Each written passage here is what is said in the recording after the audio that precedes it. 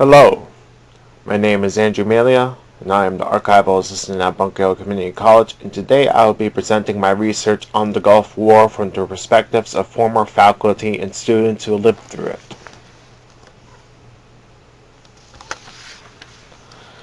Before I delve into the perspectives of students and faculty on the Gulf War, I will give a historical background on this issue in order to provide context for the perspectives that I will elucidate.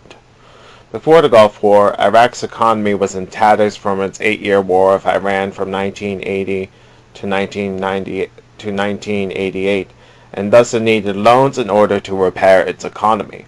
Iraq thus took loans totaling a little over $15 billion from its neighbor Kuwait, whose petroleum-based economy was extremely prosperous.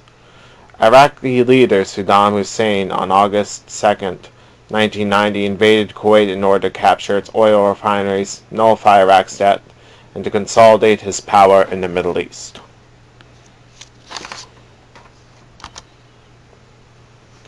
In response to Saddam Hussein's annexation of Kuwait, the UN Security Council passed a series of resolutions in August calling on Iraq to unconditionally withdraw from Kuwait and impose economic sanctions unless they did so.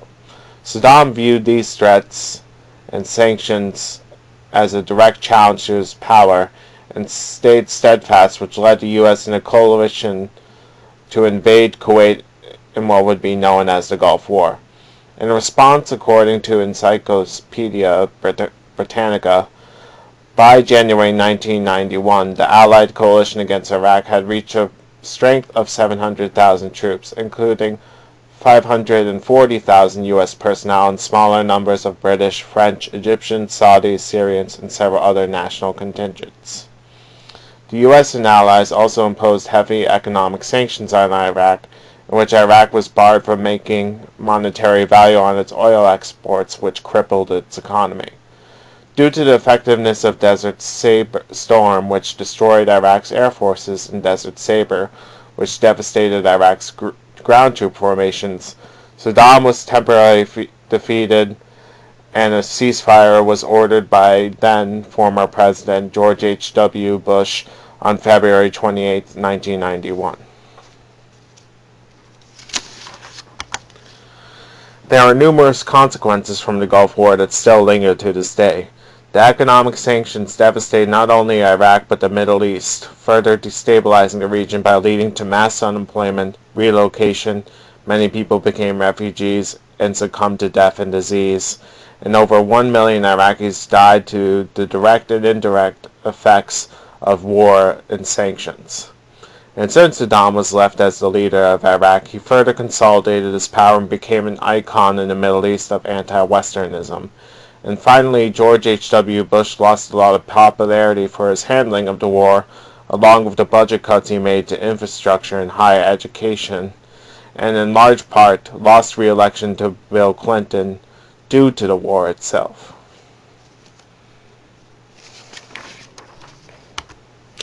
Now here is a letter to the editor published in 1991 on January 22nd from former professor and director of student services Doug Clifford, arguing against the Gulf War.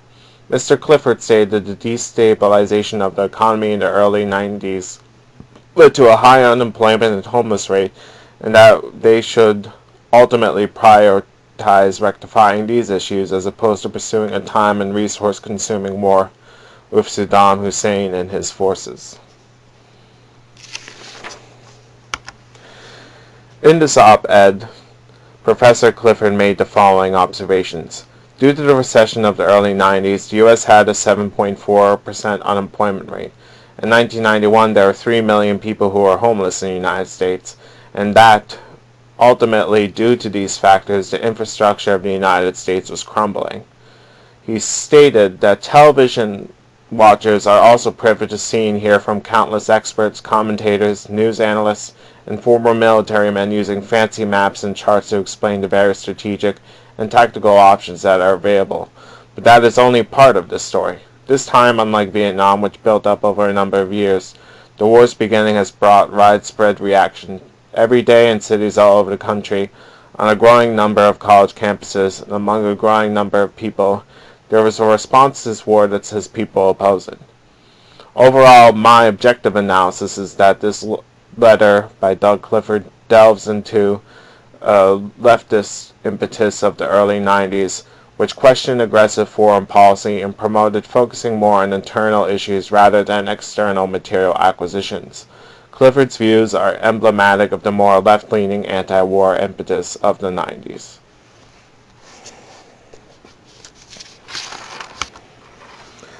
This letter to the editor, published January 22, 1991, has a jingoistic perspective that contrasts with the more leftist perspective of Doug Clifford. This anonymous writer argued that America's liberation of Kuwait is a divine mission of justice for the United States.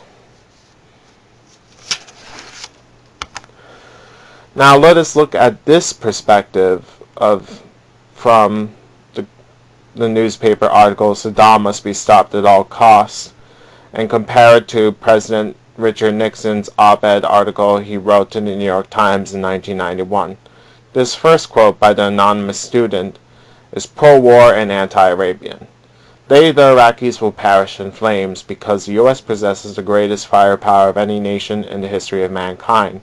President Bush is showing these Iraqis that the time for talk has passed. Now this tiny Arab nation will feel the brute force of our military. Saddam has attacked Israel and invaded Kuwait. This brutal tyrant must be stopped before his stinking plans to dominate the Middle East come true.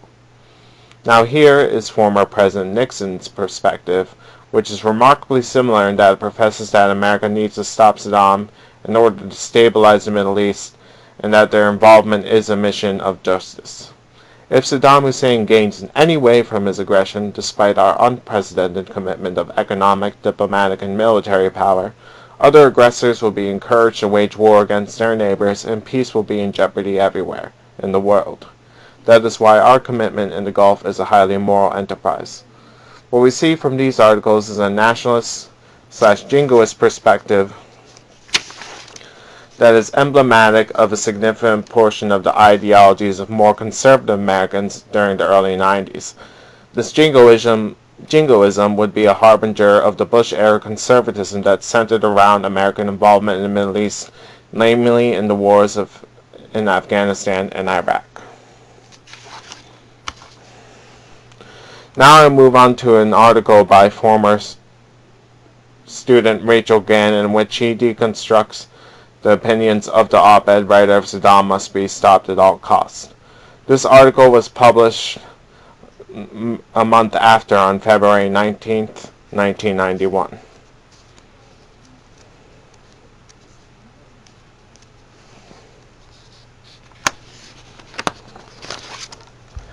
Former columnist Rachel Gannon lambasted the writer of Saddam Must Be Stopped at All Costs, arguing that his piece was a travesty of racism and jingoism that tarnished the reputation of the Third Rail. Gannon further argued that there were still many diplomatic options available to the U.S. and allies at the time to resolve the situation, and that sanctions and negotiations would be a lot less costly than continued warfare. Finally, Gannon concludes, much in the same respect that Doug Clifford did, that resources going to war could have been used to help those in need in the United States and to bolster the infrastructure of the United States.